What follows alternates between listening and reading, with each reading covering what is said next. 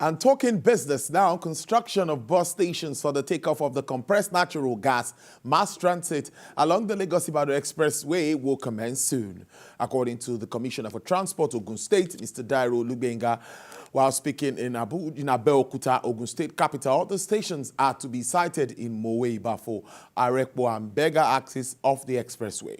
The commissioner noted that the CNG-powered mass transit buses would be deployed to the corridor for cheaper and safe movement in advancing of the construction of the bus stations. Speaking on the process of operating urban transport system in the state, Mr. Dairo highlighted infrastructure, law compliance, and operations and price control as the 4 key elements applied by the state governor, Mr. Dakpo Abiodun, and that the administration is further working on providing affordable transportation for the good people of the state.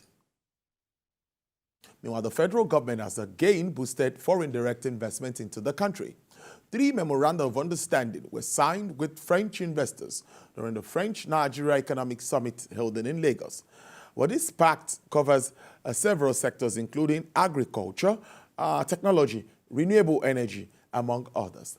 First, MOUs for cooperation in banana cultivation and later pineapple in Cross River State, followed by the use of solar-powered refrigerator boxes and a €15 million financing trench for the installation of off-grid power plants.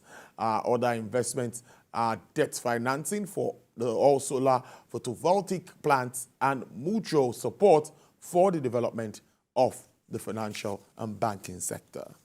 Hundreds of French companies that have a permanent presence in Nigeria in a wide range of sectors, employ over 10,000 people in the country, mostly Nigerians. These French companies are not just selling French products. They are actually investing in Nigeria's economy and creating jobs, factories, farms, and vocational training centers. Over the last decade, the stock of French companies in Nigeria have more than doubled. We see a lot of impact projects from brands like Total Energies, Schneider Electric, like what the minister has mentioned, NG, for example, creating off-grid solar projects in the northern part of Nigeria. And so that is why it is important for us to still see how we can promote and ensure that there are greater stocks of French companies in Nigeria. We are going to be working with the investors, the business community, to remove the impediment from trade, allow them to thrive, and then after that, you can then ask them to share their prosperity with the government by way of taxes that are clear, that are fair, consistently applied, and more importantly, which the revenue generated from taxes is used transparently to provide services to the people. To unlock the full potential in the maritime industry, custom brokers received encouragement to leverage technology in driving trade operations.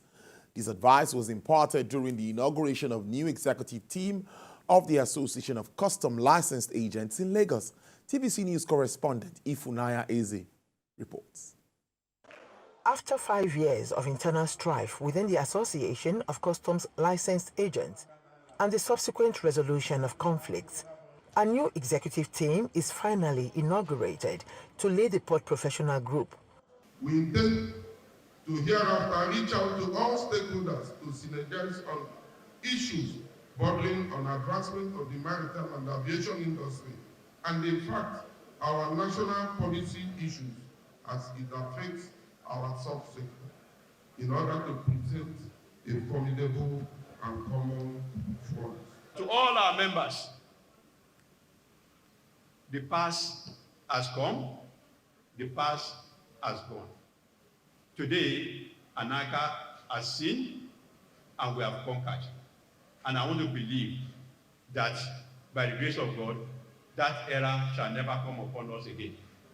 Various speakers emphasized the pivotal role agents play in the port trade value chain, identifying growth areas and opportunities for group members. Embracing technology is the key to the growth of this profession.